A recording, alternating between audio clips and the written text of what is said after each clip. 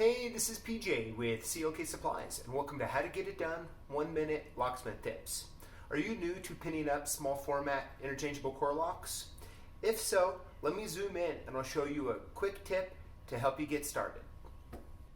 Alright, so when you start pinning up IC core locks, this control bar right here is always going to be in your way. Your thumb or your finger is going to keep hitting it, and it's not going to align all of the chamber holes here, which is not going to allow you to pin it up, and you'll just keep fighting it.